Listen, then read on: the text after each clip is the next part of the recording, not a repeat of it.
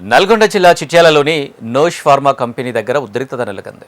నిన్న జరిగిన రియాక్టర్ పేలుడు ఘటనలో ఒకరు మృతి చెందగా 9 మంది కార్మికులు తీవ్రంగా గాయపడ్డారు.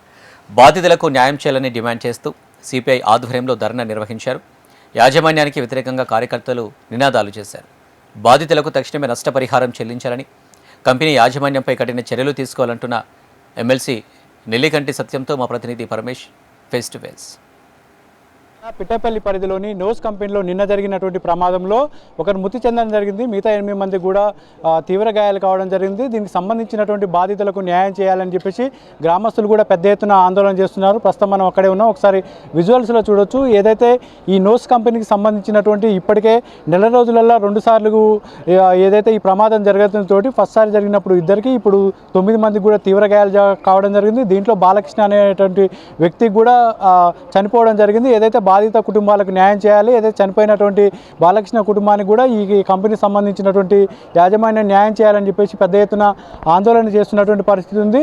ఏదైతే గతంలో కూడా ఇలాంటి ఘటనలు జరిగినప్పటికీ కూడా ఈ యాజమాన్యం తీవ్ర నిర్లక్ష్యం కారణంగానే ఈ ఘటనలు జరిగాయని చెప్పేసి సిపిఎం సంబంధించినటువంటి నాయకులు పెద్ద ఎత్తున ఆందోళన చేస్తున్నారు. ఎమ్మెల్సీ సత్యం గారు కూడా ఉన్నారు. ఒకసారి అడిగి తెలుసుకుందాం. అన్న చెప్పండి, ముఖ్యంగా దీనికి సంబంధించినటువంటి కంపెనీ నిర్లక్ష్యం కారణంగా ఇప్పటికి 2 సార్లు కూడా ఈ బ్లాస్టింగ్ జరగడం జరిగింది. ప్రధానంగా ఏం డిమాండ్ చేస్తున్నారు?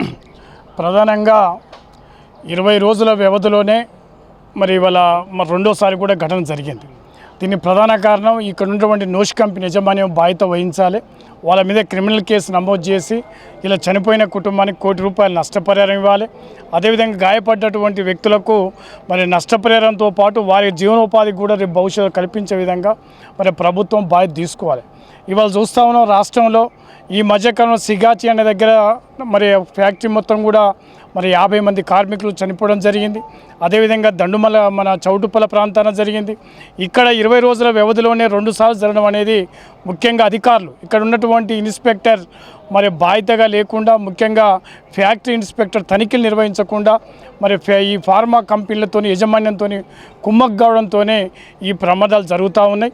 అందువల్ల ఈ ప్రమాదాల ప్రధాన బాధ్యత నోష్ కంపెనీ యజమాన్యం బాధ్యత వహించాలి.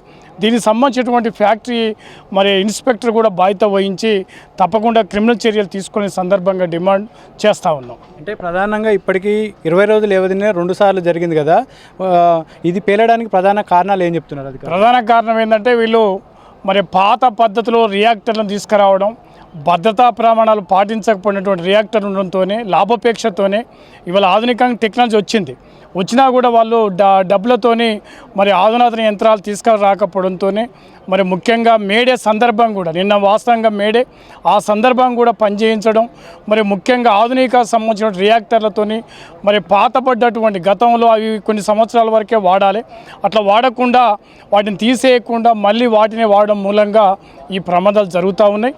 అందువల్ల టెక్నాలజీగా దీని మీద సమగ్రమైన విచారణ జరిపి బాధ్యుల మీద క్రిమినల్ చర్య తీసుకునే సందర్భంగా డిమాండ్ చేస్తూ ఉన్నాం. అయితే ఒకవైపు గ్రామానికి పరిధిలో ఉండడము, ఇటు పొల్యూషన్ తోటి ఇబ్బందులు పడుతుంటే ఇంకోవైపు ఈ పేలుళ్లతోటి కూడా గ్రామస్తులు కూడా తీవ్ర ఇబ్బందులు పడుతున్నారు. దీనికి సంబంధించినటువంటి ప్రధానంగా ఏం డిమాండ్ చేస్తున్నారు? సరే, ప్రధానంగా నల్గొండ జిల్లాలో విచ్చలవిడిగా ఫార్మా కంపెనీలు వస్తూ ఉన్నాయి. వాస్తవంగా ఈ ప్రాంతంలో ఫార్మా కంపెనీలతో ఇప్పటికే ఈ స్థానిక ప్రజలు జీవకోశ వ్యాధులు అనేక రకాల జబ్బుల పడి ఈ ప్రాంతంలో ఉండటానికి కూడా అవకాశం లేనటువంటి సమయం.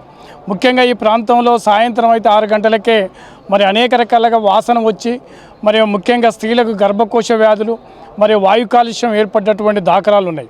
ఇవాళ ఈ ఫార్మా కంపెనీల మూలంగా ఈ ప్రాంతం అంతా కూడా భవిష్యత్తులో మరి ఒక రకంగా నిర్మానుష ప్రాంతంగా మారే ప్రమాదం ఉంది, మరొక పటంచెరువుగా మారే ప్రమాదం ఉంది.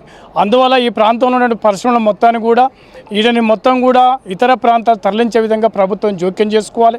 దీనివల్ల ఇంకా మరింతగా ఇలా వాయు కాలుష్యం ఏర్పడి ఈ చుట్టుపక్కల గ్రామాలందరికీ కూడా ఒక రకంగా అనేక జబ్బులు రావడానికి అవకాశం ఉంది.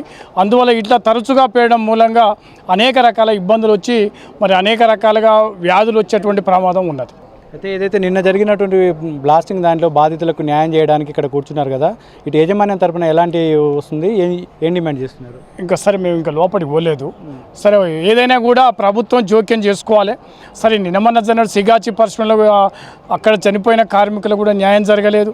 ఏదో సందర్భంగా ఇక్కడ హడావుడి తప్ప నిజంగా యాజమాన్యం వీళ్ళకి ఇవ్వడానికి ప్రభుత్వం దీనికి సంబంధించిన అధికారులు జోక్యం చేసుకొని వాళ్ళ ₹1,00,00,000 నష్టపరిహారం ఇవ్వాలని సందర్భంగా డిమాండ్ చేస్తూ ఉన్నాం. ఒకవేళ భవిష్యత్తులో ఈ రకంగా మొండి వైఖరి వైలిస్తే రేపు భవిష్యత్తులో హైదరాబాదులో మరి రేపు శాసనసభలో కానీ మండలి కానీ ఈ విషయాన్ని ప్రస్తావిస్తాం. సో ఏదైతే బాధితులు ఉన్నారో ఈ బాధితులకు న్యాయం చేయాలని చెప్పేసి ఎవరైతే చనిపోయిన కుటుంబాలకు ₹1,00,00,000 నష్టపరిహారం చెల్లించాలి. ఇక్కడ ఏదైతే ఈ కెమికల్ ఫ్యాక్టరీల వల్ల ఇక్కడ ఉన్నటువంటి ప్రజలు అనేక ఇబ్బందులు పడుతున్నారని చెప్పేసి ఏదైతే ఈ కెమికల్ ఫ్యాక్టరీలు మొత్తం కూడా ఈ ప్రాంతాల ఊరికి దూరంగా తీసుకెళ్ళి ఏదైతే నల్గొండ సంబంధించినటువంటి ప్రాంతాల్లో ఉన్నటువంటి కెమికల్ ఫ్యాక్టరీలు మొత్తం కూడా ఇక్కడ తరలించాలని చెప్పేసి ఇటు సిపిఎం ఎమ్మెల్సీ అయితే డిమాండ్ చేస్తున్నటువంటి పరిస్థితి ఉంది. మరోసారి ఇలాంటి ఘటనలు పునరావృతం కాకుండా ఇటు ప్రభుత్వ అధికారులు కూడా చర్యలు తీసుకోవాలి. ఏదైతే బ్లాస్టింగ్ జరిగినప్పుడు 1-2 రోజులు అడవిడి చేయడం కాకుండా ఏదైతే పూర్తి స్థాయిలో నివేదికలు ఇచ్చి ఏదైతే నాణ్యత లేకుండా ఏదైతే నిర్వహిస్తున్నటువంటి కంపెనీలు ఉన్నాయో ఆ కంపెనీలన్నిటి మీద మొత్తం అధికారులు కూడా కఠిన చర్యలు తీసుకోవాలని చెప్పేసి ఇటు డిమాండ్ వ్యక్తం చేస్తున్నటువంటి పరిస్థితి అయితే ఉంది. ఇది ఇక్కడ ఉన్నటువంటి తాజా పరిస్థితి. కెమెరామెన్ సాలింతో పరమేశ్, HM టీవీ, పిఠంపల్లి నుండి.